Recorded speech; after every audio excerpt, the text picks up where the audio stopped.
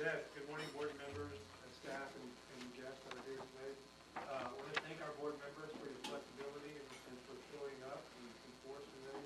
Some of us are leaving on a home work event for the next few days, and so thank you for coming in on this Monday. I would like to ask Ms. Janice Hernandez to bring our invocation and lead us in our pledge of allegiance. Dear Lord, we ask that you guide us in the work that we embark on today, and that you help us fulfill our duties to the best of our abilities, always in the interest of our students and the community we serve. Guide our students in all of their future endeavors and provide them with the wisdom they need to make decisions that lead them to opportunities to improve their world. In your name we pray. Amen. I pledge allegiance to the flag of the United States of America and to the republic for which it stands, one nation, under God, indivisible, with liberty and justice for all. Honor the Texas flag. I pledge allegiance to thee, Texas, one state, under God, one and indivisible. Thank you, Ms. Hernandez.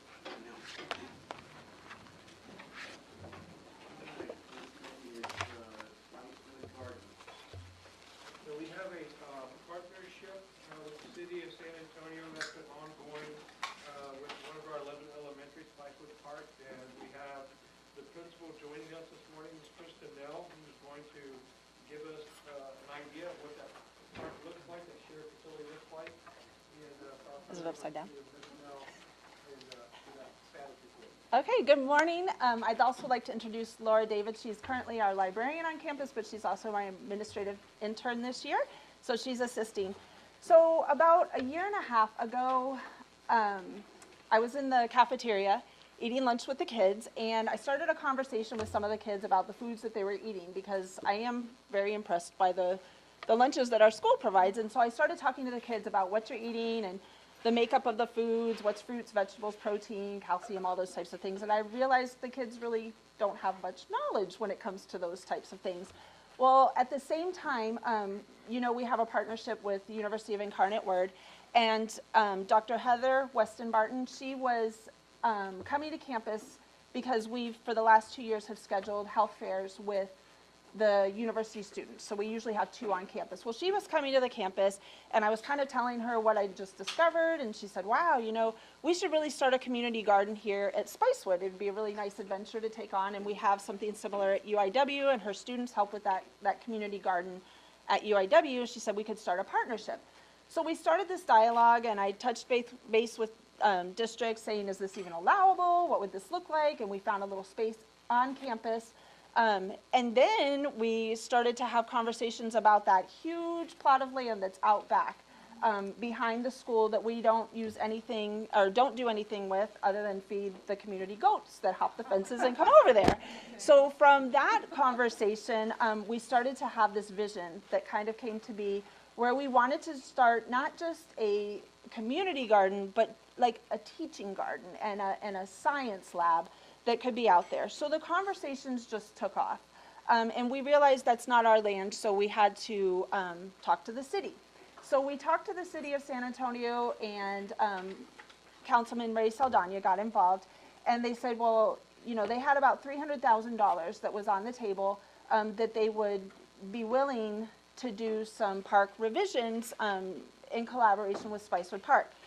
So one of the stipulations was Ray Saldana wanted to come to Spicewood and have a conversation with the students to see what they wanted and to see what they thought would be best for their park that would be developed out back. So when he came to the campus, or when he asked for the meeting, school had let out for the summer, so it was June. And one of the biggest panics of a principal is to not be able to prepare your students. But it actually became a blessing, because the kids came with no adult input, and so it was a very real conversation about what the kids wanted. The city of San Antonio, some of those representatives came and they showed displays of what could be. They showed things like skate parks, they showed pictures of the splash pad, and Ray Saldana just met with the kids. He actually made the parents sit on the other side, because he said parents often ask for things like bathrooms, and he wanted to see what the kids wanted. So from the brainstorming, the things that the kids came up with, first and foremost, and I kept the list, the first thing that they thought their park needed was swings for the special education students, which really floored all of us because they had just seen a skate park and a splash pad. And the first thing that came out of their mouth was, we want swings or a playground where our special education students could play. The next thing that they wanted was an area with grass, with what they called no spinas. And so, that was their exact words, no spinas. And so when you reflect, the majority of Spicewood students come from the apartment complex and the mobile home parks, and they don't have large areas of grassy play space. So that was their second request. They wanted an obstacle course. There's a baseball field out there that's not usable, so one of the things that they asked for was a sports field, bike trails, a garden without goats, and our students had just come back from one of the last field trips they took at the end of the year was to the botanical gardens. And so specifically they said, this was all coming from them again, the adults were not allowed to talk and there was no prep. They wanted a garden, they know we have goats, and so they were proposing a greenhouse like they had learned about at the botanical gardens. So from this conversation, it was very much aligned with our vision, and what the city proposed was developing the obstacle course and also supporting the development of the garden and the science lab. From that conversation, they started to look at other sources of revenue that they could bring to play. And so Green Space Alliance actually had been in communication with them and had a couple of $1,000s, I think about $9,000 that they needed to expend through a grant. So they offered to do the design and to allocate that $9,000 from the grant to do the design and the initial phase of the garden. So the initial phase, if you look on the board here and on the pages that I provided to you, the initial phase is going to be this part right here, the actual teaching lab, where it will have a covered space, the board where they can write, as well as the meeting area for the students. And that will be the first phase. The materials have been purchased and they're being stored with Green Space Alliance at this time. From there, we are part of the Kellogg Inclusion Grant with Texas A&M, so we let them know what we were working on. They're allowing us to expend some of our grant money that's designated for family engagement to the garden because this is a very collaborative effort. In fact, the designs that have come to be were in partnership with the students, with the community partners that we have, with our families that were present, with the teachers, so everybody's had an input. And it's shocking what is involved in developing this because you have to know like surface materials, you have to know, I've been out taking pictures of the ditches when the rain's pouring, seeing which way the rain is flowing, and so it's really been a learning process for all of us. And we are now at the point where the city of San Antonio is going to prepare to sign off on the actual design and also to have the bond meeting on March 21st at Spicewood to get additional community input and to allocate probably future funds into developing the space behind the school. The goal is, again, going back to where the vision kind of started, teaching our kids where our foods come from, integrating the science, our science teaks, our curriculum, the recycling, the water cycle. I've learned so much because everybody who gets involved has like a wealth of information. Like we can do irrigation, we can do wind, we can do solar, we can all these things, and I'm just like, okay, everybody just, it's just a true collaborative partnership with everybody who sees it and gets involved. So we're hoping to break ground before the end of this school year so that we can start to develop the garden, and then the students from the University of Incarnate Word will actually be coming and mentoring our students in developing and maintaining the garden. And the teachers will be involved in teaching the teaks and the skills that are integrated into their curriculum already, but we don't get to do a lot of hands-on because we don't have a garden. So hopefully soon we will. Do you guys have any questions? Is that land is the city? Yes. So is it gonna be a park that they're gonna maintain, or do we have to, take it over after they invest in it? From what I understand, it's a partnership that we would be, Both of us? both of us, yes. So currently, our facilities and maintenance mows that with the goats, that they don't, the spots the goats miss, but we maintain it, so yes. That is one of the things in the initial conversations, because other community gardens tend to go to the wayside, and then in the summer, it's usually Miss Nail at the school, and so it will be developing the community partnership. We've really tried to connect, like I said, most of our families come from the apartment complexes and the mobile home parks, but we do have a really solid community of neighbors right there in the community. So even the family members who maybe don't have children at our school, that's who we're looking to connect with, so they can also serve as mentors, and just building that community support. This was a project that Councilor Daniel, the 17 bond, probably a bond project as well. Yes. You've been very involved in the project. Is it only accessible to the kids and the community when the school opens it up, No. or is it 24? It's Kind of 24/7. like all day? Yes. Anyone can come and look? Correct. Yes. Ms. Mel, is this property in addition to the park that was there, or? is Yes. this- Yes. So the park is on the side of the school, and this actually extends out behind the school. And there's a small piece of land that connects the two, and that's where they're proposing, there's already trails that go around the park and the basketball courts and things like that. The future plan is to extend the trails to go all the way out back and around the obstacle course and the garden. Yes. All right. Thank you. And you'll hear more and more about this. It's a really good idea to bring this up to you guys. You've been on the planning. Also want to take a moment to brag about Krista. She belongs to a small consortium of educators in Texas that are part of Raise Your Hand Texas. Where, she has been advocating for educational perspectives in Austin with this group and talking directly with legislators and lieutenant governors. And so congratulations. Yeah, thank you. She had a fight with her interview process, and she was selected out of a large group to be part of that. So, not only is she designing parks, but she's I also Fighting for our children. So, thank you. Communication and marketing report.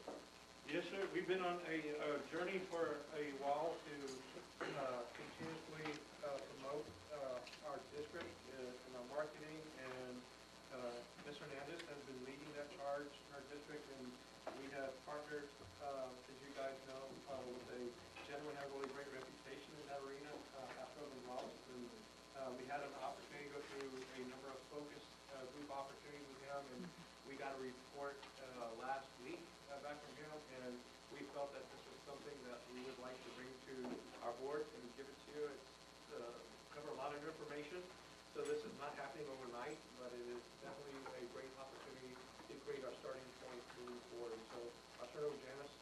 No, go ahead. You wanna say anything? No, you said it all. Hello, everybody. Hi. I arrived in Southwest School District several months ago at the request of Dr. V and Janice, and so it's been my pleasure to get to know the school district. It is so impressive out here.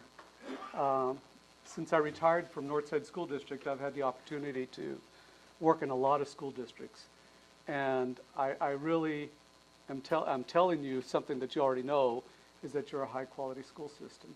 And I'm not just blowing smoke, because I've worked in some school districts that are not up to par. If you'll keep up with me in this report, that's 35 pages long. I'll try to go through it as quickly as I can. Please stop me if you have any questions. There's a lot to digest here. On page 2 there, in my respectfully submitted, this report is for discussion.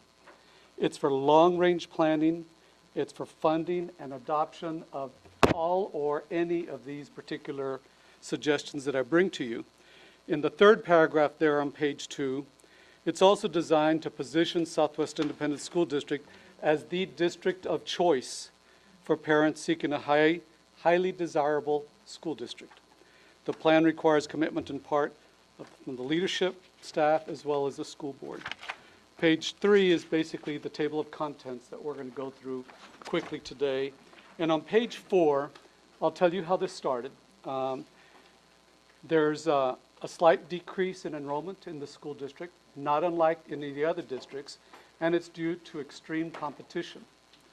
And so we wanted to put together an overview of what's going on and why, and what are we going to do to change that projection from a decreased enrollment to at least maintain what we have or increase, and that's where we are. So our goals are to increase and maintain student growth, to increase pride in Southwest School District, and to press upon our current and prospective parents, as well as the world, that Southwest School District is a high-quality public school system. Page 5, marketing is something that is very new to public school systems. It's not something that we do on a regular basis. We usually allow our reputation to carry our marketing efforts, and people come because this is the public school in their particular area. But now there's competition. There's lots of competition, backed up by lots of money, and they're putting their money into promoting and advertising and touting their particular organizations or their schools. Public schools are behind the game in this area. So that's what we're about today. On page 6, we talk about your logo versus a brand. Your logo is your shield, and that means something to a lot of people. What the school district lacks is a brand. And a brand is something that encompasses the whole experience that people have with this particular school district. What is the experience like, and how can we guide it so that people are very impressed with what they see here? So in bold there in the middle of the page, your brand is the experience people have when they come in contact with you or your business, in this case, Southwest ISD. Page 8. This survey was done last year by AR&D Audience Research and Development, which is an R&D firm out of Fort Worth. What is shocking to me are some of the results from the survey. 38% of parents favor the idea of choice schools, going somewhere else. 30% of students have never attended a district school. This is Texas survey. 22% of district parents have extensive knowledge of choice schools. 25% of choice parents report negative factors of district schools influence their decision to go somewhere else. We need to find out what those negative factors are. 51% of all parents are giving some consideration to school change for their kids. Make no mistake, your competitors are targeting your parents in the same way that traditional businesses target customers. Go to page 9. That's pretty shocking information. Every single school district, with the exception of 3 in the area, have decreased enrollment.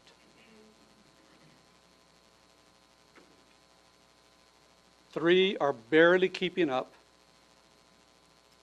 and you can see which ones those are. The shocker to me was Northside School District. Having worked there for my long career, we have never worried about decreasing enrollment, and have opened 60 schools in the last 20 years. But look at how even Northside School District has decreased. These numbers are unofficial. I got these numbers by calling the districts, looking on their websites, or filing open records. Some of these numbers were provided before the official PEAMS numbers came out last month.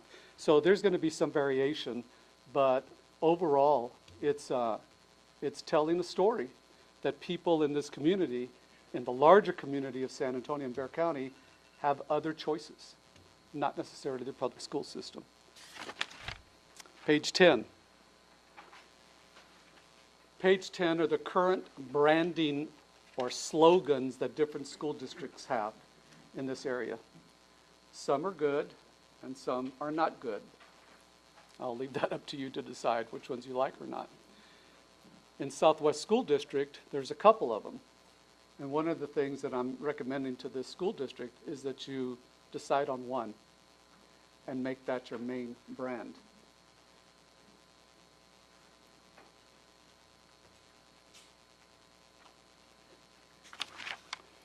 On page 11, we did an audit of the various communications tools that the communications office has in this district, and those are listed there on the top by those bullets. On the bottom, it gives you a little bit more detail on who the audience is, what the frequency of that particular effort is, and how it's delivered. You're familiar with all of this, I'm sure.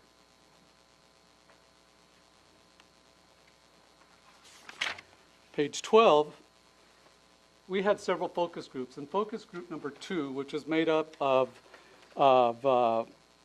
parents, I believe, it was parents, they suggested additional communications efforts. And these are not listed in any particular order. They're just things that they called out that they said, this might work for our community, these additional communications media or avenues. If you have any questions on anything as we go along, please let me know. On page 13, when we organize the focus groups, we ask them specifically the questions posed there. A family is considered moving into Southwest ISD. What would you tell this family about Southwest ISD? What would you brag about? What are you most excited and proud of and want the world to know about Southwest ISD? What do you like most about Southwest ISD? We had 4 focus groups. Focus group number 1 was comprised of staff from all the schools and 6 high school students. Focus group 2 was comprised of parents. Focus group 3 was comprised of central office and school leaders. This was an email that was sent to the various school administrators across the district. And focus group 4 was comprised of high school students. On page 14 are the various responses from campus and central office staff and high school students and the number of times that a particular item was mentioned. They're put there in alpha. What's of greater interest to you is on page 16, where I have ranked them according to the number of responses that that focus group have. So what are they most proud of in Southwest School District? Number 1, dual credit. Number 2, pre-K, and of course that's now exploded onto the bigger scene. But they thought that that was a great thing to focus on. Number 3 was family-friendly schools and the culture of this school district. This is very telling. This is telling you what it is that you guys need to promote, because this is where people perceive the school district as doing extremely well. So this is where the efforts need to go. And you can go down the line, all the way down to community education. These were the biggest response getters. The rest of them are listed there as well.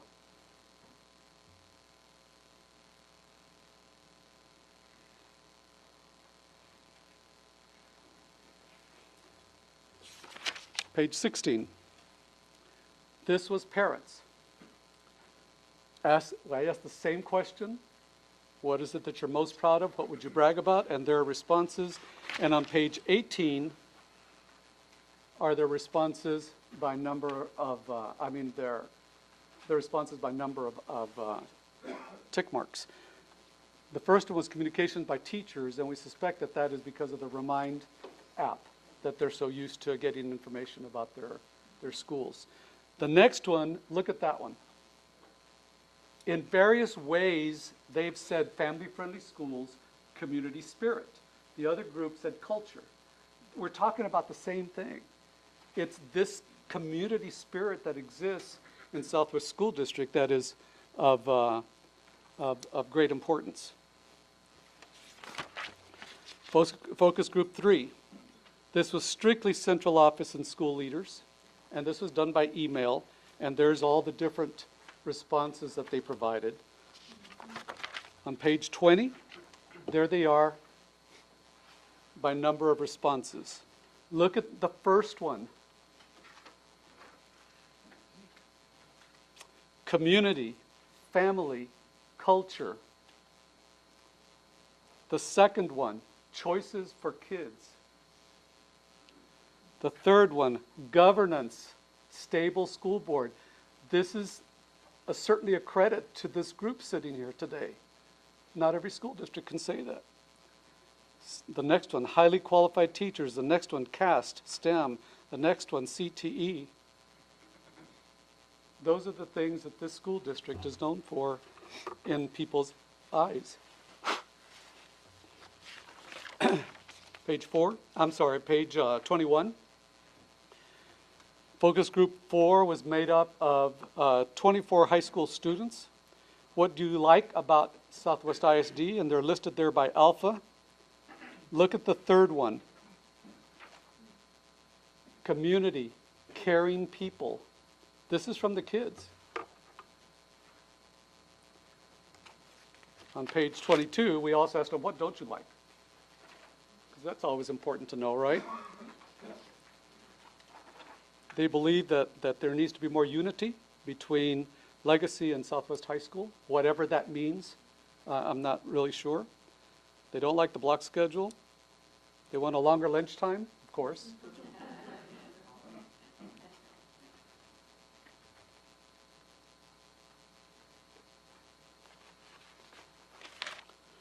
All right, so on page 23, we get into the next chapter of all of this. We've gathered information. We understand that there needs to be some kind of marketing. And so marketing is about communication, and communication must include messaging, branding, positioning, and marketing tools. And that's what we're going to go through right now. On page 24, to make all of this work and for you to tell your story, it's multi-pronged. This is a multi-pronged solution, and it's about addressing personal interactions between staff and community. It's about curb appeal. Just like when a realtor is going to go sell your house, they talk to you about curb appeal. What does it look like from the outside? If you have a crappy looking facility, nobody wants to go to school there. They want the school painted, they want the lawn mowed, they want, it to be clean, et cetera, modern. The next one, accountability and achievement in instruction and finance. They want to know that kids are succeeding, and they want to know that you're expending the school taxes in a responsible way. Curriculum options, choices. It's not a cookie cutter anymore. People need choices in their school system. Community engagement. We need to bring people into the school district that perhaps have not been in here for a long time or have very little contact with the community. There's a survey that says, or a data that says that up to 70% of people who live in any particular school district do not have children in school. 70%. And they're paying taxes. And they want to know why. How are their taxes being used? So you're only interacting on a daily basis with 30% of your community. You've got to reach out into the rest of that. And of course, the last section is on branding. The next page, 25, are 2 suggestions for branding opportunities in the school district. It's something that needs to be decided on. And then we picked up 6 more. So I mean, there's all kinds of ways to talk about your school district in a very general branding sense. Those are 2. We are Southwest Family-Friendly Schools, or Southwest, Family-Friendly Schools, something like that. We are Southwest by choice was another one. People are here by choice. They don't have to be here, but they're here by choice. And why is that? Well, because of all of these wonderful things about the school district that need to be promoted. Southwest, the way. Southwest, the right direction. Southwest style. Family-friendly schools, Southwest by choice. On page 26, everything that the school district does needs to be done in promoting and marketing area, needs to be done at least 5 times. People have short attention spans, so you have to tell your story in 5 different ways, 5 different times, and hopefully one of those times it will stick with people. Remember, if you say it, as Southwest School District. If you say it, and you say it, and you say it, it will stick eventually. Activities starting on page 27. And there's lots of activities here, and these are not to be done solely by the communications department. This is district-wide, cross-departmental, because it impacts all kinds of people. Customer service training.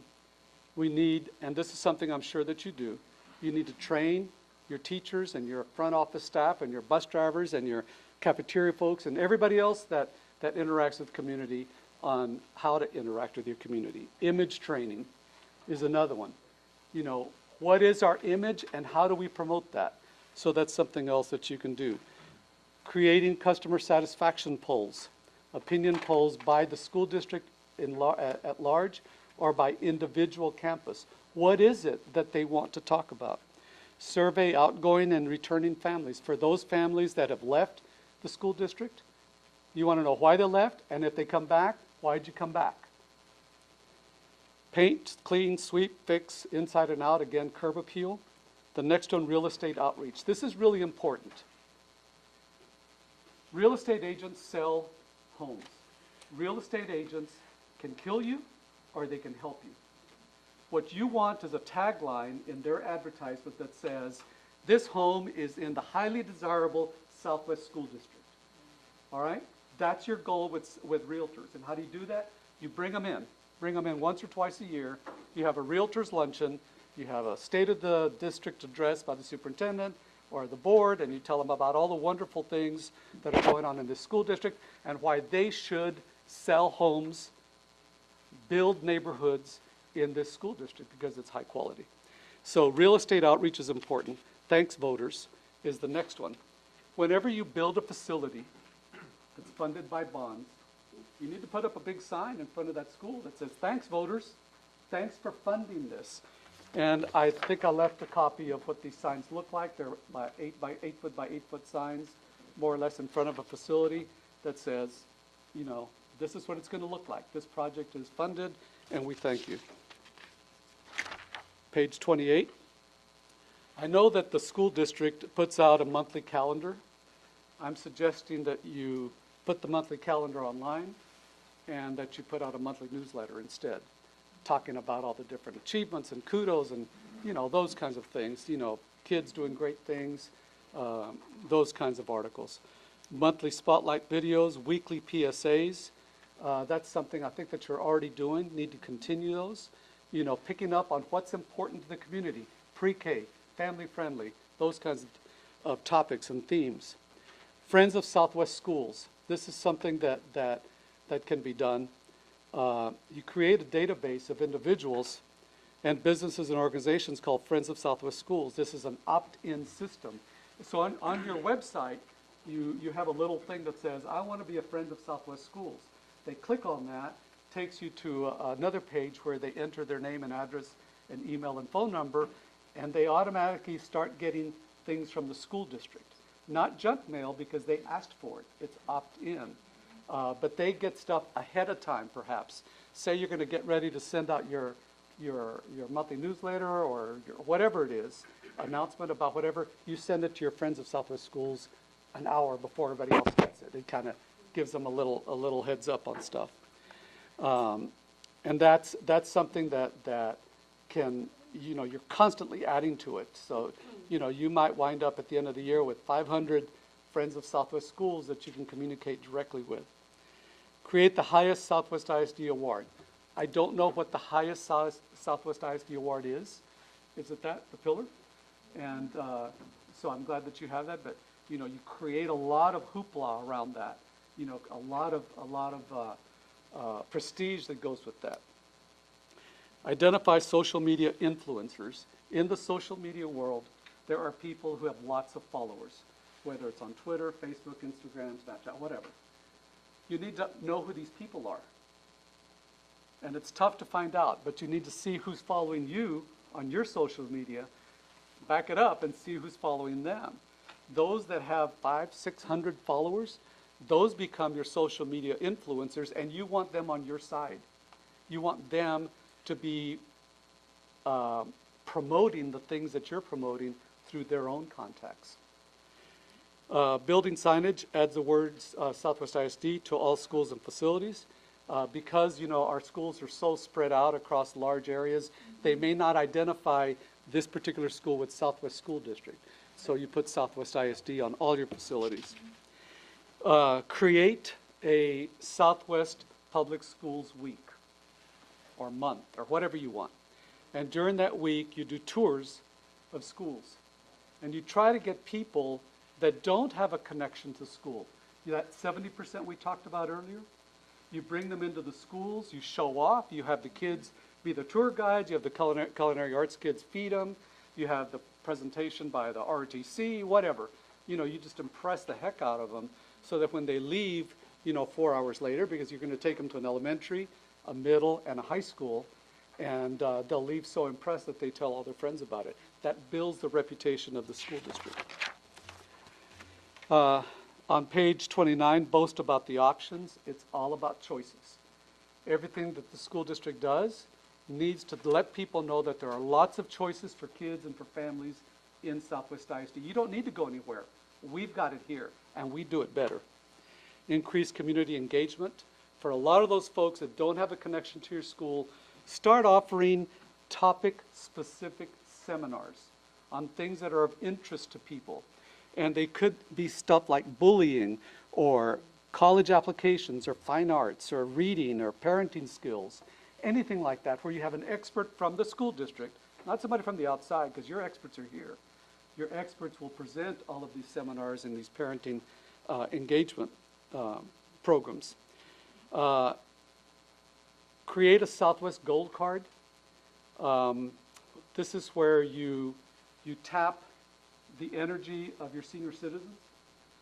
You go to the Bexar County Tax Office and you ask for the senior citizens roll so that you know who all these folks are in your district that have the tax exemption on their property or the disabled exemption. And you're going to invite them into your schools because they vote. Who votes in elections? Senior citizens. So you want to impress the heck out of them. So you want them to come into your schools and see what's going on. And they get it for free.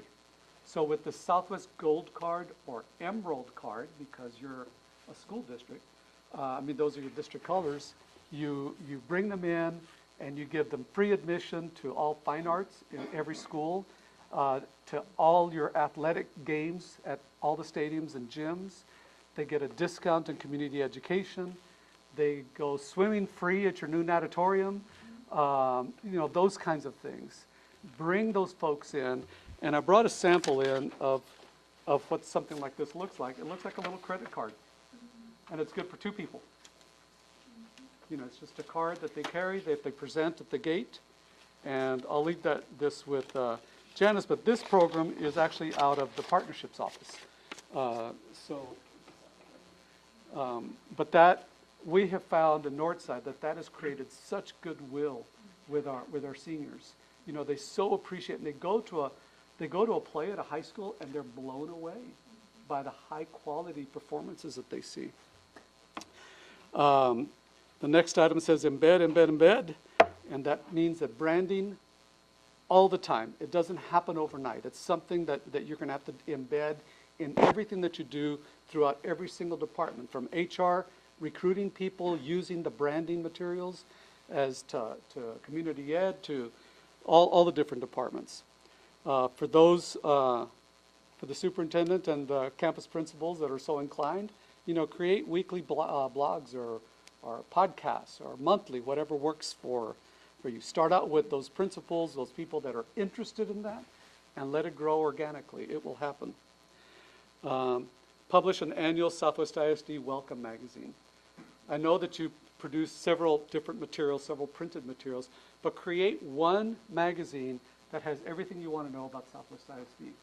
You do it once a year, and you talk about all the elementary schools in general, not every single one. You talk about your middle school, you talk about your high schools, your special schools, all the facts at a glance, all the financials, those kinds of things, the school board, superintendent, and that becomes an HR recruiting material. And it's also something that you can distribute to anybody that asks. You give it to the realtors at the realtor luncheon, those kinds of things. You tap journalism student power. You've got some really smart kids in journalism. Tap them to do stories about what makes Southwest so good. Brand your boardroom and your superintendent's office. And, once you decide what your brand is going to be, that's something to think about because it's always the backdrop to what you do. And that's beautiful, by the way. I mentioned that to Janice when I walked in, the lighting on that. Elected officials outreach. Once a year, invite all of the elected officials that represent this area here and have a conversation with them. What's going on? What's good? What's not so good? Create that bond, that communication outlet with them. The next three are kind of together. Identify 200 high-traffic, supportive families, homes, and businesses for yard signs. And we're talking two different kinds of yard signs. The first one is create a warehouse. You're going to print a whole bunch of them, and somebody is going to plot where all of these are going to go around the district. Because what you want to see when you're driving in Southwest ISD is all these signs in people's homes that say, I love Southwest. I love Southwest. Southwest School District, pre-K the best, or whatever the message is.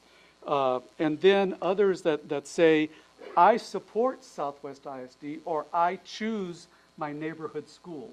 You want those all over your school district. And you want them changed out periodically, and that's why I say you create a warehouse of these signs, where you have 50 or 60 that you're constantly moving around. You don't want to have the same sign up there for months and months and months. You want to change those out every once in a while. And when I first started coming out here, there were school fence banners everywhere. So apparently that's something that the district likes. Keep it going. Put your branding message on there and put your banners up, everything. The next one, brand everything. Everything that we do in the school district needs to be branded with who you are. Organization chart. I was looking at the organization chart, and the communications department reports to the Partnership Foundation office, which reports to the superintendent.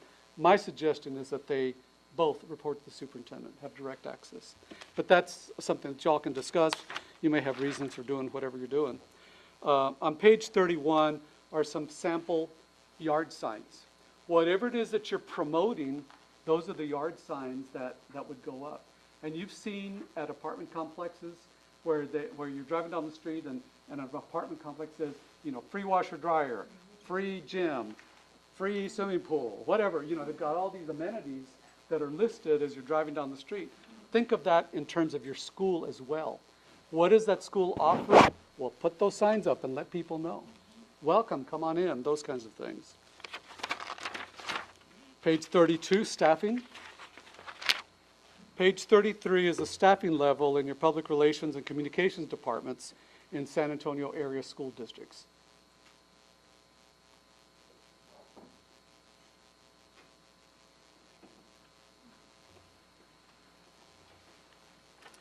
In a couple of those school districts, marketing and PR is done by an assistant superintendent. But those are how many people work there. How many marketing positions are there in San Antonio area school districts? Look at page 34. That's it. So I'm proposing on page 35 that you create a position that is a marketing specialist with those duties as described there. And on page 36, an administrative assistant or a secretary for that office. Any questions about any of this? Comments?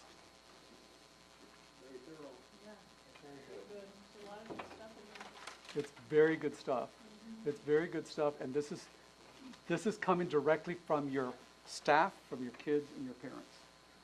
So you know what things you want to hit on, to brag about this district. Well, we see a lot of things that we're already doing, but I we know, see yeah. some misses, right? Yeah. That are great opportunities for us. There's opportunities for improvement. This is not something that's going to happen overnight. You're not going to see all this pop up tomorrow. I mean, this is something that you're going to plan for in the next year or the next 2 years. We want to roll this out. No, we don't want to do that. That's not where we want to put our money. But we do want to do this, et cetera, et cetera. Mm-hmm. So those are decisions that are made at the district level. I really appreciate the how-to part of this thing. We we get a lot of information on areas that we're lacking, Mhm. but not always how to fix those Yeah. areas. And so I really like the thoroughness and the suggestions and the easy fixes of a lot of these things. And just realize that it takes somebody to do it. You know, if you're going to create a warehouse of signage, somebody has to oversee that, has to contact those 200 families out in your community, get permission to put a sign up. And you've seen those athletic signs, right? You know, my kid's in band, or my kid's in football, or whatever. Those are all branding opportunities as well. You know what, I just thought of this, you can even sell them. Say at the high school, you have, you know, my student is in band, my student is in journalism, my student is in football, and you sell those for $5. And it becomes a thing to do among all those families. And so you see all these signs come up in a neighborhood, and it's like, wow, you know, that's kind of neat that they're all doing this. Really fell in love with the Emerald Card. Emerald Card, yeah, That's really yeah, I really like that. one Yeah. of the things that we really haven't made headway with our families who aren't connected, but how important they are and the value that they've already given to this ISD community. There should be something in return, and what a great way to really connect with a very Yeah. important group of community Yeah. members. And I'll tell you, it's a big deal for some of our seniors who you know, who are limited in funds, you know, and they want to go to the football game, but they don't have the $8, whatever, general admission, or whatever it costs. But and the card's good for two people, you know, so if they have a care provider or a spouse. Or a date. Or a date, you know, that, you know, certainly it's free.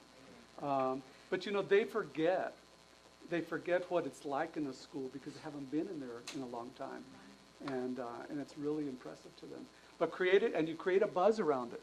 Now, you know, your first expense is going to be getting the data from Bexar County, designing the card, printing the little credit card looking thing, the mailer. You mail them out one time. After that, oh, and by the way, your retirees as well. And then after that, kind of word just grows out there, and they call you. Hi, I just got my exemption on my property. Can I get an Emerald Card? And you look it up and make sure that it's a exempt property, and you send it to them. So you kind of just do that throughout the following subsequent years.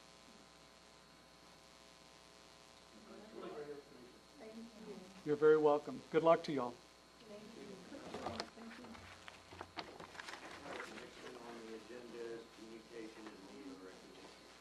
Yes, sir, and keep in line with this arena that we started talking about, marketing and branding, our public relations and media folks attended an event where they have received some recognition. And so Ms. Janice Hernandez is going to tell us about what those recognitions were.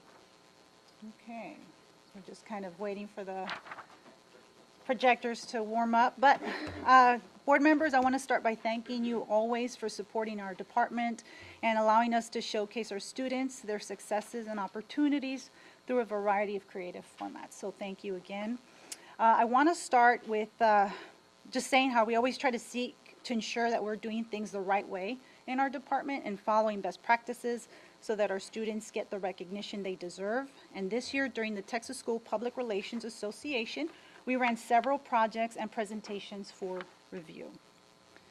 I am proud to say that all three of our presentations were selected for the state conference. They included Media Supervisor Johnny Tejeda, Media Technician Ruben Moreno's presentation on the Sling and Facebook Live, Web and Digital Media Specialist Roger Campos, who presented on photo editing, and I presented on the e-newsletters. This year, out of our projects, we had all of them selected and recognized. We received a total of 19 awards to include 10 gold, 5 silver, and 4 bronze, the most in the district's history for the communications and media departments. The projects receiving gold included the design of our website, our Spanish version of the newsletter, SWISD TV Productions, our convocation logo, photography, and some of our postcards and posters. Roger Campos also received one of the highest honors at TSPRA, the Best of Award for his photography category of academic classroom subject. This is our culinary student, Andrew Solis, and the campaign was for the My District, My Home, My Choice. In addition, I want to have you all stand up. So in addition to Johnny, Ruben, and Roger, I would like to recognize Jesse Lopez, Matt Campos, and Roy Renteria Though their areas of focus is AV for the entire district, they are also a big part of SWID TV's production behind the scenes. I want to thank them all for their hard work and dedication, and thank you all for your time.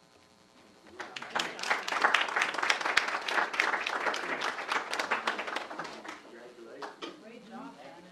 Do you want to say anything, Roger, since you got the highest? No, I just want to say thank you very much to the board and especially to Janice and everybody here at Southwest.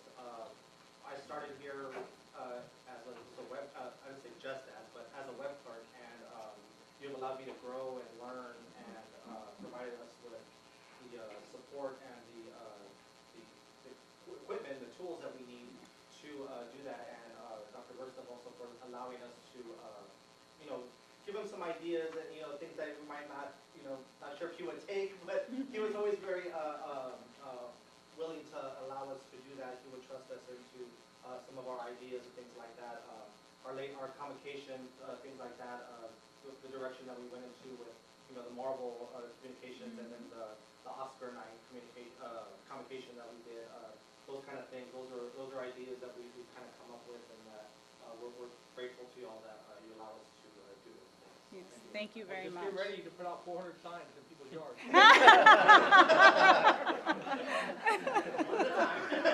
Get you a warehouse back there. Thank you. I Good absolutely job, think Roger. you guys have changed like the face of how we communicate and do video photography and Facebook Live when Southwest and Southwest Legacy do the first game and set it up like a ESPN environment. So, yeah, you're very creative folks and you're doing a great job. And I think that's validation from some external place that also recognizes that. So, good work, guys. Thank you. Thank you very much. All right, the next thing is Cass Tim. Yes, sir, we have kind of a dual presentation today. We have Mario Barajas, who's going to talk to us about some of the aspects of CASTM moving to a standalone. And then we have Dr. Gardner, the principal of CASTM, who's going to give us some status information. I believe ask us some input into some of the aspects of her high school standing up and what some of their needs are there. Yes, good afternoon.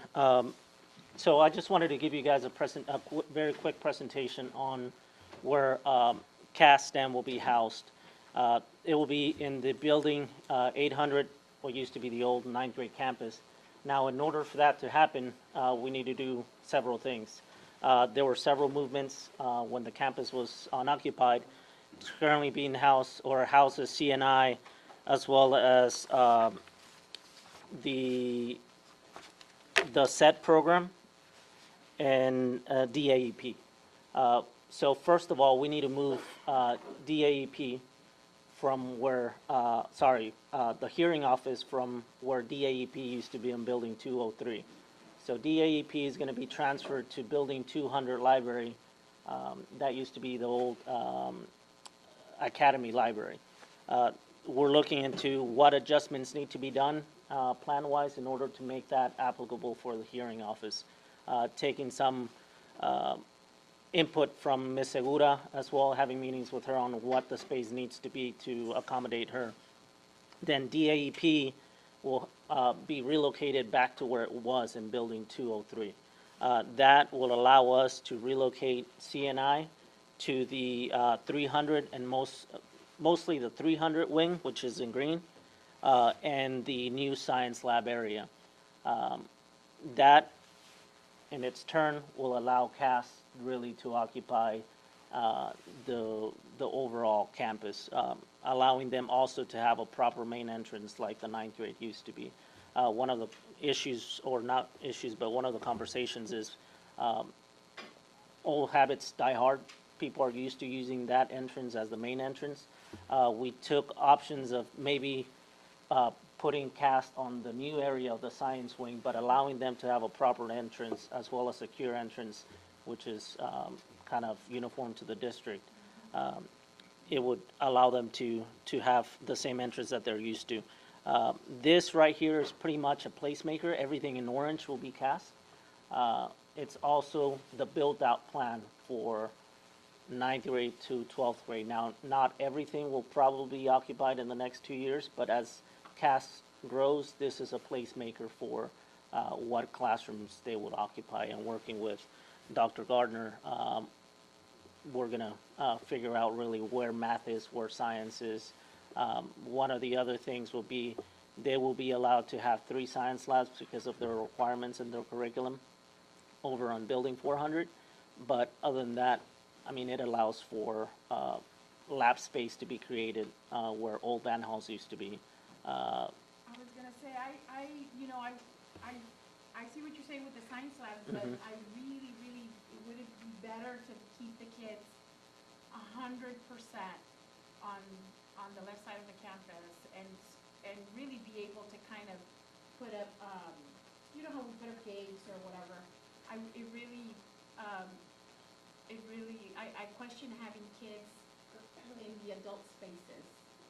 I don't know if that would be prohibitive, too expensive. Can we just take what's in those rooms and put them in other rooms? Well, one of the things you said at the expense of creating a lab space, sinks, whether it's chemistry, whether it's whatever it is, we already have a plenty able infrastructure there for using those labs as what they're intended to be.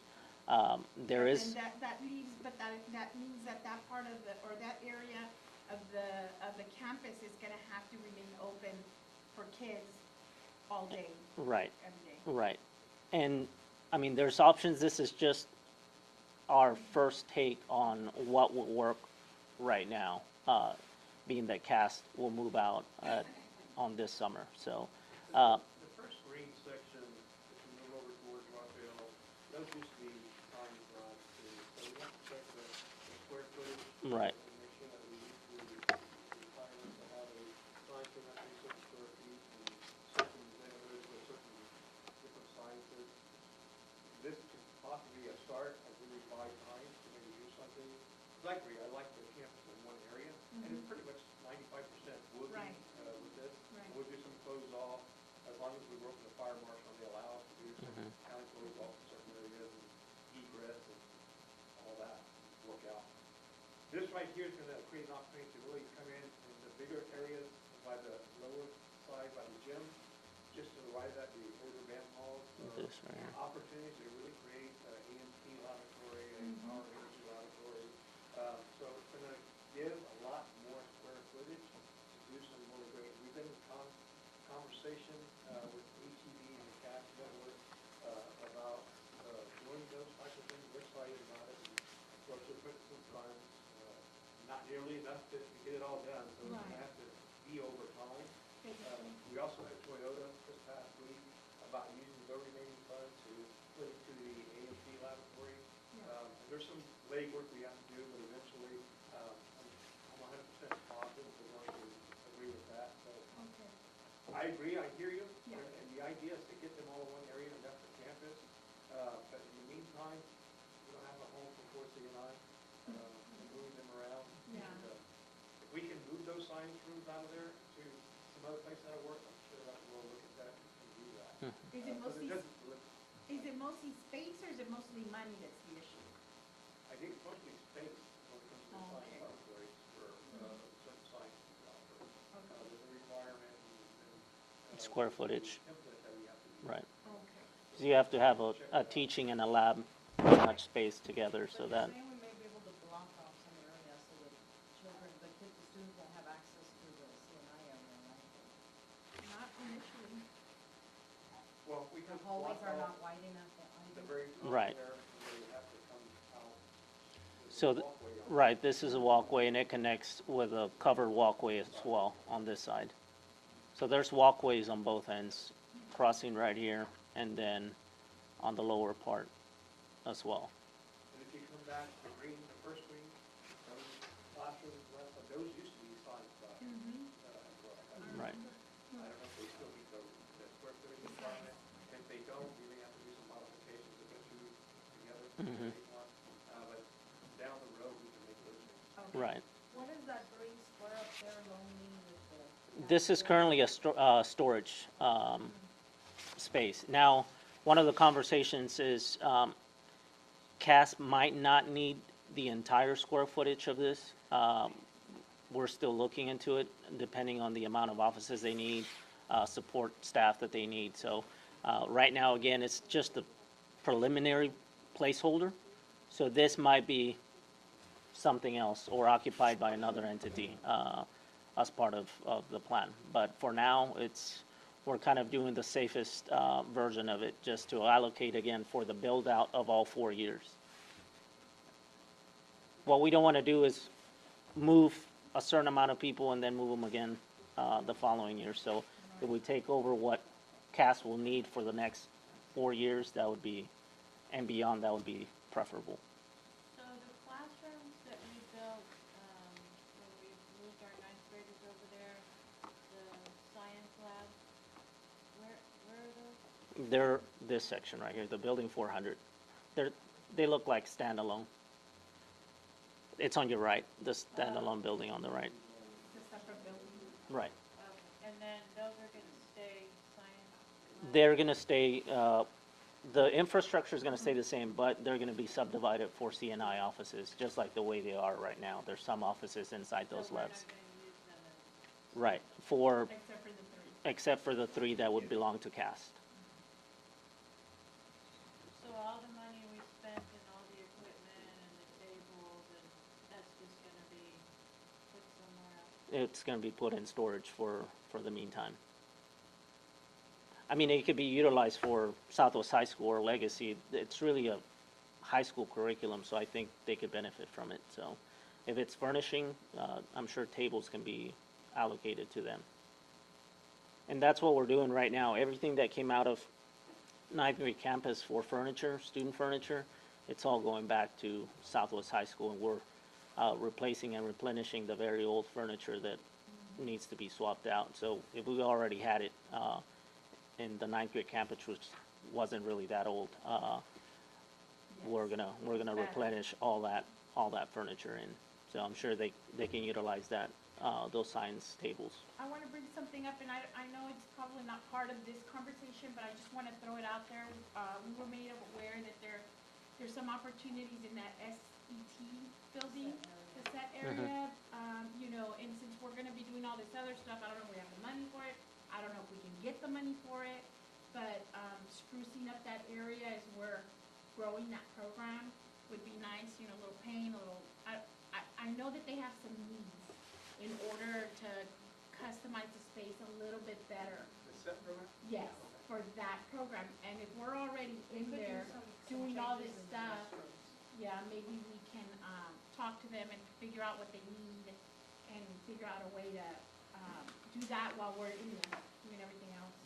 How much is all this gonna cost us? At this point, I wouldn't be able to tell you that answer. Right now, we're just trying to figure out the location. We did give, I did do a takeoff per classroom, and we're looking anywhere between 20 and 24,000 per classroom of furniture and equipment. Now, that's a conversation that I know Dr. Gardner, Dr. Verstev, and Brandon are having on terms of curriculum and teachers and where all that money's coming from. So I wouldn't be smart enough to tell you. $2 million from the CAS network, not off the CAS network, but from that entity.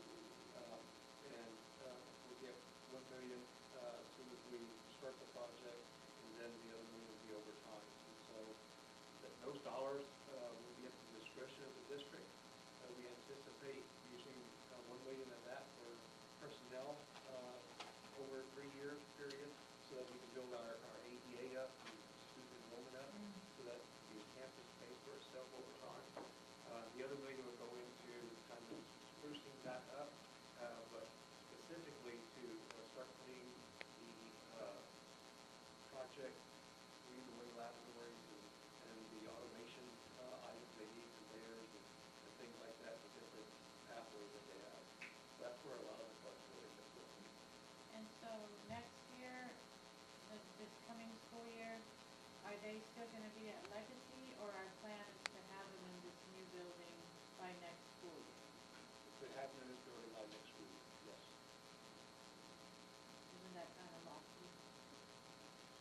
What? Isn't that kind of a lofty goal with everything that we have? It would be moving what's the 9 classrooms that's currently at Legacy over to the ninth grade campus over the summer. That lofty, I mean, we had kids in there 4 years ago, and there needs to be some paint and stuff like that. So when you go into a classroom over there, it looks like a good classroom. They're in good shape. And so we've done walkthroughs through it, and we currently hold meetings in a couple of the classrooms, and Mhm. it's pretty much a school. Have you and Brandon talked money? Like, have y'all ballparked how much it's gonna cost? I mean, I know we're getting $1 million for the actual facility, but how many millions is it gonna cost to do it? On the operational side, I can't give you the exact figure, because we're talking that you're gonna have to have another kind of quasi custodial staff. I don't mean people, I mean the facility, the building. Well, it depends where we go. If we can develop, design a laboratory in that area, a STEM type laboratory, where they have the equipment they need, which we have the dollars to do that. Of course, we'll have to come in and do some ventilation and that off. We'll have to do some kind of upgrading on the electrical. Toyota is agreeing to give us another 6-foot robot. So the installation of that over time. The kids are going to be in 9th and 10th grade, so we could probably do next year's program in that one wing to the left. The farthest We're one. planning out for the next 4 years on this map. And so when you see the color coding, students won't be in all those areas. Right. This next year. There'll be about 300 students. And so we'll bring that back to you guys at the next round back. It is going to be a cost. I don't see it being a substantial cost beyond what we're already getting from HED and the CAS network. By But it will cost us substantial, do you something. mean like less than $1 million?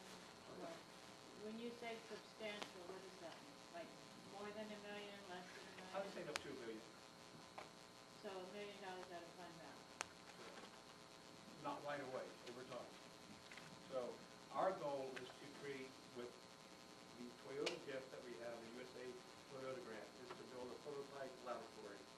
And CAS Network said what they agreed to do once we do that is to take that idea out to different industry partners to see if they'll sponsor other laboratories. So as far as going out and getting additional revenue, they seem to think that they stand a better chance of getting industry to support building a laboratory and then putting their name next to it. And so that's something that we hope comes to fruition. I mean, I can't say it's guaranteed, but I think it's probably our best way of going out and creating that partnership to build what they want us to build to enhance students' experiences and workforce pathway, college pathway. So what we're hoping by moving, we know we're out of room at Legacy High School capacity. We have four floating teachers, and I know they're expanding probably 8 teachers next year than what we have. So we're using every room right now, so we know we're going to have more floating teachers in that environment. It looks a lot bigger on paper, like it would work, but in reality, sharing that facility becomes really difficult between both schools. So I think this is our next best opportunity. We'll move the smart rooms we have over there to this environment. And so the only new smart classrooms we'll have to purchase for the 4 or 5 years we're doing anyway. So there will be a cost. I would say in the next first 2 years, probably up to $1 million, either from fund balance or we get industry partners to say, we want to do that for you guys. And according to CASTM, there is an appetite among industry to do this type of thing. Or you increase your ADA and get more money from the state. We anticipate that the school through ADA enrollment, we get those numbers between 600 and 800. So we know that we need to buy time for 3 or 4 years to get those numbers to where they'll be. And I know there's a desire to get it up to 1,000 actually, now that they have capacity and opportunity in the new building. So yeah, that's where, in our conversation with CASTM, we're talking about using $1 million of their $2 million gift towards operations side, because we know that we can't pay for it 2 or 3 or 4 years down the road. Was there, My last question is, I got a little confused on the discussion of the labs that we built several years ago. Are we going to use those or not? the future, it is a possibility that that could become the CASTM signage room. But we have to find a home for CNI, because right now, they don't have a home. So that's the conversation that we'll have. It was an investment to build that wing. That was back when we had square footage requirements for signage. And we couldn't do that in the existing ones unless you put two together. So I mean, to me, that it makes more sense to use that, just a good old different sign on that, and we spend a lot of money on that. And it seems to me that one of the attractive about doing this is at the left, or using Yes. on the tree. That's my only thing. I hate Yeah, I that we agree with you. spent all that money and then we're gonna just put offices there. Well, what is the option? Well, this buys us time. You have to move, correct? Yeah. Right. So what is the other option? Anything? We have to be pretty diligent in creating and finding CNI. CNI is our biggest division, which has like 60 people in the division, all doing different things, and they need a home base. So I think by doing this next year and just tagging CNI right there, it gives us time to say, do we have room over here to move them back? Do we take building 800 and remodel it and move CNI over there? So I think it'd be in our best interest to find CNI a permanent home and then move them completely off this site in the future. But it won't happen next year. But hopefully over next year and doing some planning, we can find that home for them. That's not what I asked you about. What was the option? You have to move these people. Do you have another option? This is the only place you can move them. We can stay at Legacy and we'll have about 10 floating teachers. That would be the only other option. But this is, I think this is our best use of existing facilities by moving Castan to standalone. I agree too. I'm just, you know, as the taxpayers, they trust us that when they spend money on, or we go up to the bonds and stuff and we do all this stuff, and then if they hear, oh, we're doing away with all these fantastic math labs including offices, I want a good answer, you know, as to why and, I mean, you've given me a good answer. I just, you know, the question is, we're gonna be asked. I think, and it's a really great question. I think in our meetings, it's like, okay, besides moving Castan to standalone and getting that work done, the next thing on our list as far as facility use is where can we put CNI permanently? And once we figure that out, then that becomes part of Castan to this area. So I don't think this is a permanent move. I think this is, okay, we have a plan going into next year, then we can find CNI where we're gonna move them back. And really, it may be building 800, maybe have that option. Well, I think eventually, and probably more, or sooner than we would like, we're just gonna have to talk about building a building. That instead of patchworking all these people together all the time, we just need a building for the house CNI and home, human resources. That we don't have to keep moving people around. Right. I mean, bite the bullet and build something and have it nice and inviting and we can be proud of, you know, being in those offices. We may want to look at this area right across the street. Absolutely. It may be time, I agree, to say, we have the area, we just need to build it now. Maybe just general, you can only paint so many times. I think the room is we have like 50 layers of paint on it. There's always things. Y'all put in a lot of work. I appreciate you being No able to problem, ma'am. answer the question. But I think we're on the same page. This is not a permanent plan, but a research plan that we want to hold right now. So we also have Dr. Gardner, a principal Castillo at Southwest, and as our ninth graders turn to 10th graders, and we raise another group of ninth graders, we're having conversations about things that are very important to students, like Letterman jackets and those type of events. So Dr. Gardner's going to present to us some of the things, the status on where they are in Letterman jackets and what the requirements are, I think. Sorry about that. Looks like I just got signed out.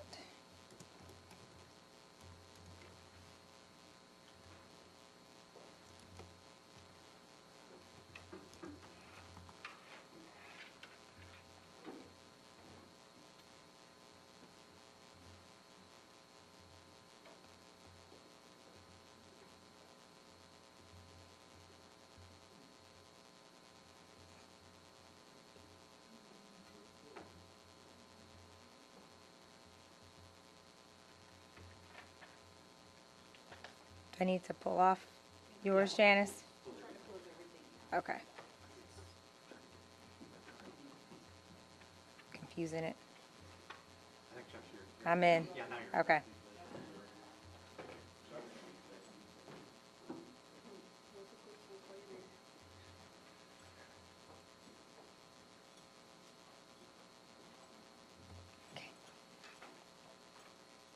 Thank y'all. Sorry for the little delay. Like Dr. Verso said, we really had a great start to our first year. We're really proud of our students and the accomplishments that they've had. I spent the last year planning from an academic standpoint and from a curriculum standpoint.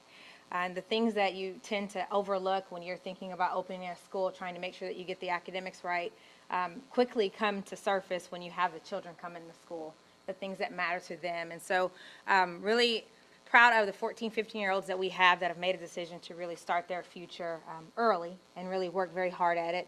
But there's still things that they feel are important to them and that I feel, as their leader, that we should give them an opportunity to still have an opportunity within a high school setting. And so I'm going to share a few of the things with you that we've been working on, and then I'd like to get your input on a few of them as well. So the first thing, my staff spent about 3 weeks over the summer really developing our vision statement because we knew that it was really important because all companies have vision statements and mission statements, but the folks who have to breathe life into them are the ones that have to kind of contribute to them. And so things that stand out for us really, we're educating flexible thinkers. The types of children that we serve, we don't serve just GT kids. We don't serve just the top of the tier. We serve all types of kids, so acceptance, innovation, because everything that happens on our campus, it just blows my mind on a daily basis. And then beyond the cap and gown, what we know, there are 14 individuals that work on our campus, and we know if we do our jobs the way that we've set out to do them for the next 4 years, that all of our students will cross the stage. So we really focus on beyond the cap and gown. What happens the day after the kids graduate from high school and what opportunities. I'm sorry about that. It got messed up. Okay. Give me a second. No problem. But what opportunities do they have available to them? Because we know they will graduate, but what choices do they have the day after they walk across that stage? And so everything that we do is for preparing for that day and beyond. Yeah, it's sinking. It's going. We'll pause there. Sorry. No worries. It's coming.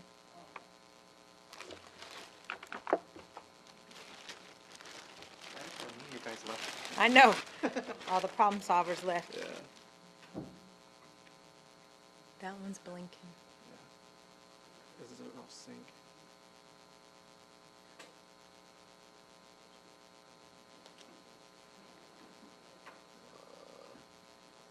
Here goes. Here goes one. Okay.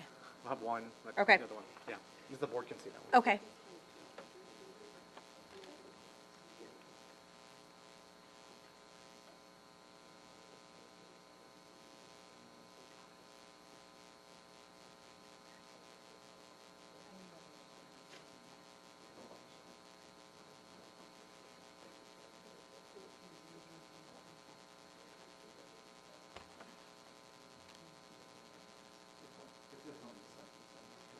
Okay. All right.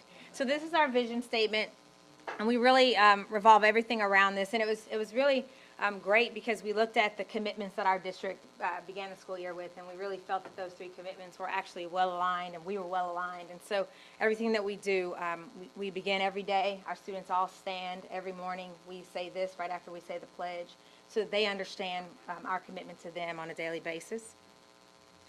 Our yearbook crew, they have been working very hard to establish our first yearbook. I think the deadline to submit all the final pages is April 1st, and they've named our yearbook the Blueprint. That is what the cover looks like. The back has the same grid without the gears. And so they're very excited to put that together, and I think it's just, again, something that you don't necessarily think about, but it is important for kids, and so they have the option for soft cover or hard cover. Our Fiesta Medal, I do have Fiesta Medals for you all. Our theater club designed our Fiesta Medal, and again, excited about that. With everything that we do on our campus, we really try to instill the soft skills for our children. So this Friday, part of their curriculum will revolve around like the background behind Fiesta and the science and the math and the English, the social studies regarding Fiesta. And so they will spend some time in rotations through that on Friday. We found last time we had a break, which was right before Christmas, we had only 2 kids out, and it's because we did the culture of CAS when it comes to different countries. So they traveled around, they learned about different countries and had a passport. And so we really try to do things interesting. And so this medal, though it's our campus medal, our students will also be designing medals on Friday. And the Letterman jacket, I'm going to pass around some samples of the patches. And then this piece right here is the body of it. So I'm looking at that one, that one's off. The jacket, it's okay. The jacket itself it's the same company, SSR, that Legacy High School and Southwest High School have. We've sat with the gentleman to try to get some options available for us. And so the wool of the jacket will be that gray that's coming around. The sleeves that we're recommending are the white vinyl or leather, depending on which one the students choose, with the buttons and the pockets looking like you see in the picture.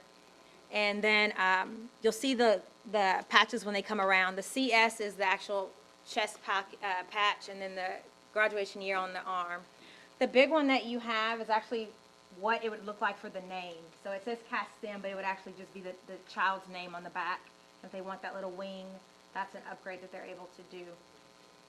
That color, we've been informed we're the only school in the country that has that as one of their main colors, and so they have worked to make sure that the colors match our colors, so the gray and the green look great together. We do have an opportunity to really focus on, this is like my first pass at this, and I am not like a design person. Roger probably is losing it looking at what I just did, but I worked very hard on this. It looks great. Thank you, sir. I learned from you. I was like, how do you find the one that doesn't have a white background? I got it, okay. So we'd like to really get your input on how we add Southwest to our chest patch. Roger said he can use that next year so he can get another. Sir, if you get an award on that, then yes, we're going to work on it. So, I mean, we like to see if do we want to put the shield? Do we want to put, I know we talked about branding earlier today. We are Southwest. Do we want the S and the W? It could be any way. The gentleman is just asking for input, and then he'll change up what the CS looks like, so what we need to add to the C and the S.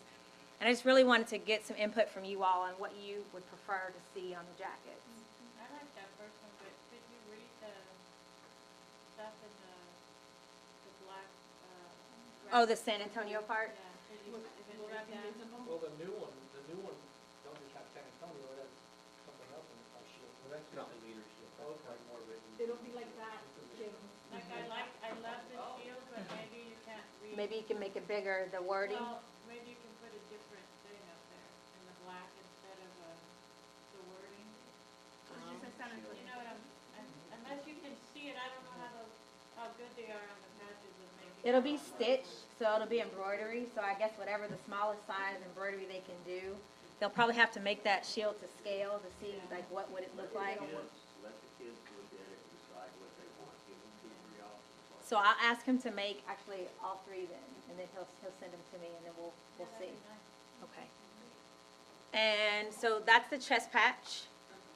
And so earning a Letterman jacket at CAS STEM. So what's important to our kiddos, we have students that are athletes and we have students in fine arts, but we have some pretty phenomenal students that are earning great things at 14 years old, like our robotics club at SA Best took first place in design.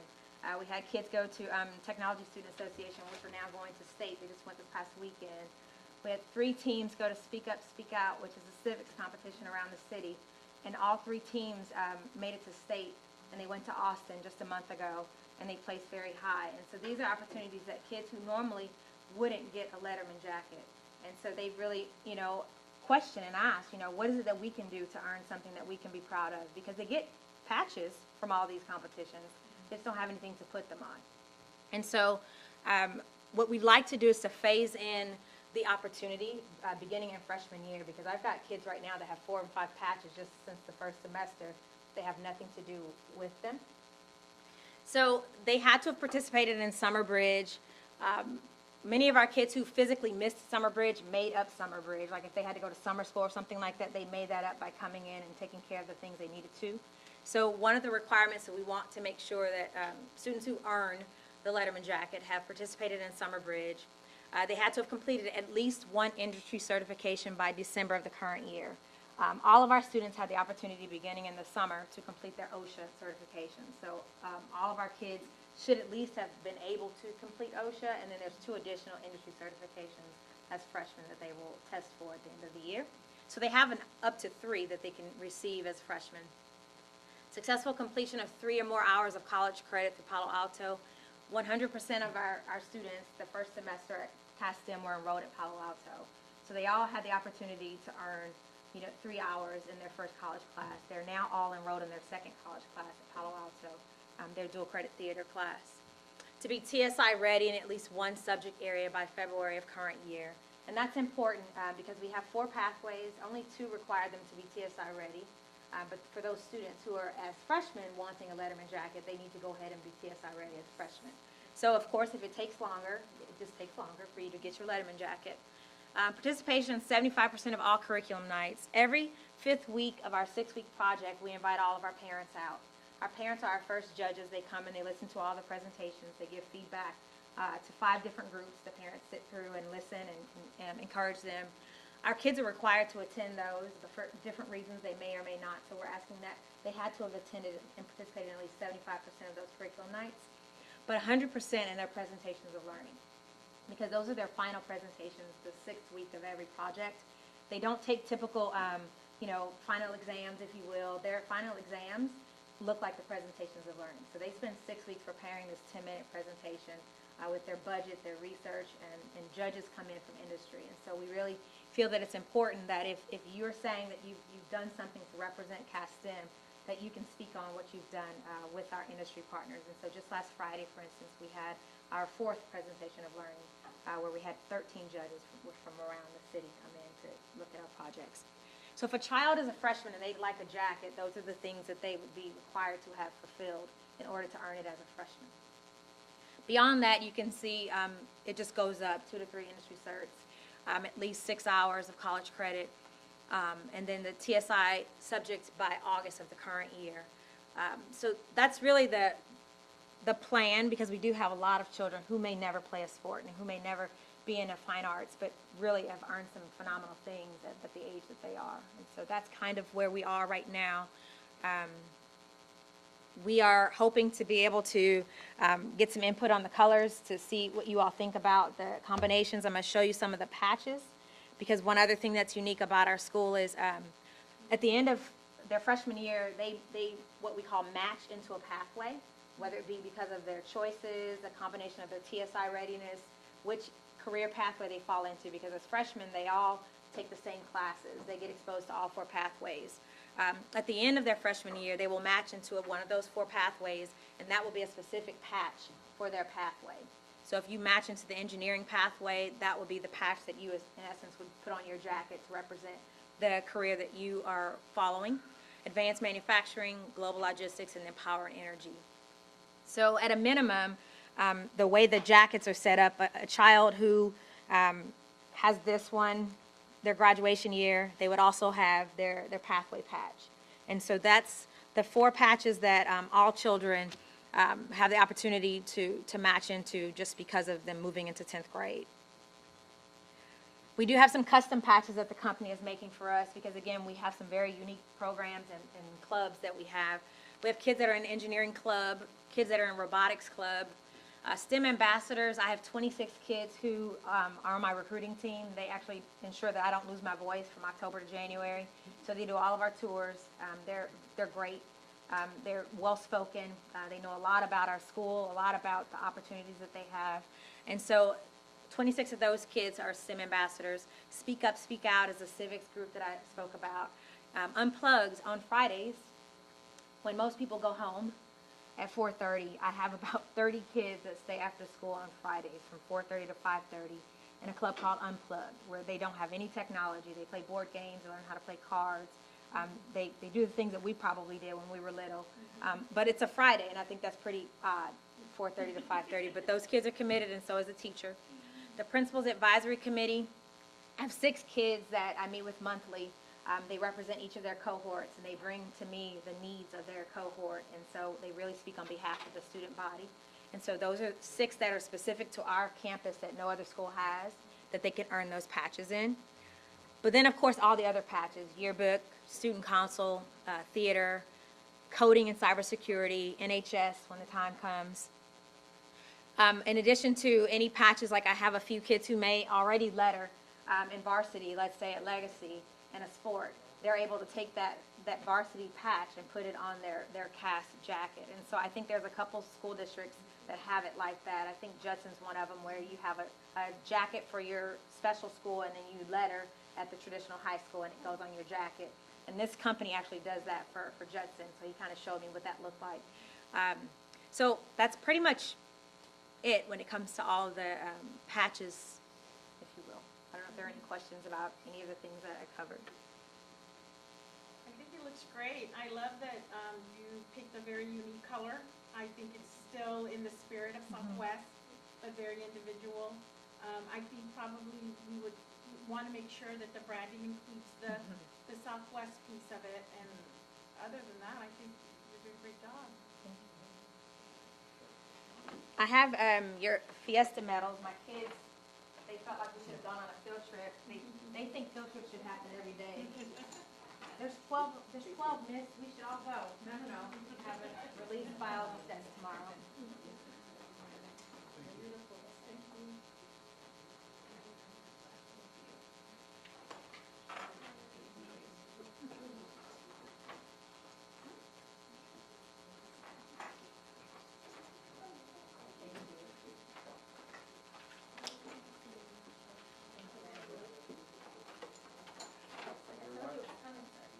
And how many kids do you have? 138. Yes, ma'am. And we are looking at 162 have accepted their seat. Already? Yes, For next ma'am. year? For next year. Thank you, sir. So our next step, what Dr. Gardner was trying to come up with a mascot. I know they, some people, when they work, and we're going to consult on that. We want to be diligent, and make sure that we every day, all the opportunities, we'll bring that back. Some things you think about, basically it's a Bird High School, so it's those things that we think about, or you don't think about until you're in this position. So they need some identity, so, we look at Southwest, like we did with Southwest Legacy, and try to help them. I'm really proud of those kids for advocating for themselves. I think it takes, some gumption and courage to, to step out and say, hey, this is what we need. And I think it's great that we're accommodating them. And again, like I said, as long as we can make sure that we tie that school into, the bigger Southwest, I think that, they're doing great. One of the things we talked about, facilities maintenance, when we moved the CASTM sign from where it is at Southwest Legacy over here, is to put our district sign right next to it, so that we do that topic. Is that Brandon? Now I got it to work. We fixed it. Dr. Gardner? That's it, sir. That's Thank it, you. sir. What do you hear? 900. Just so you guys know, there's been some movement around athletic competitions. The middle school boys soccer is being canceled for tonight, but it will go, or tomorrow night.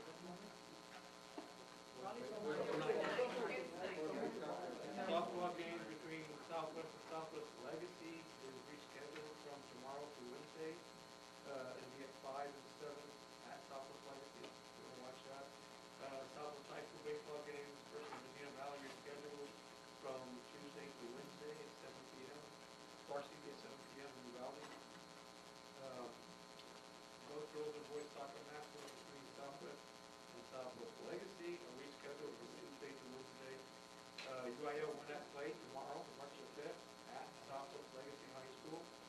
Southwest High School is at 3 p.m. and Southwest Legacy is at 5 p.m. And Southwest High School dance trip, we're going to Florida, March the 8th through March the 12th. And the Pony League opening ceremony is this coming Saturday, March the 9th, at Truly Field.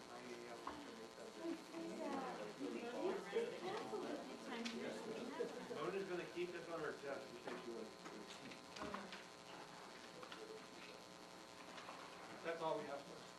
Anybody else?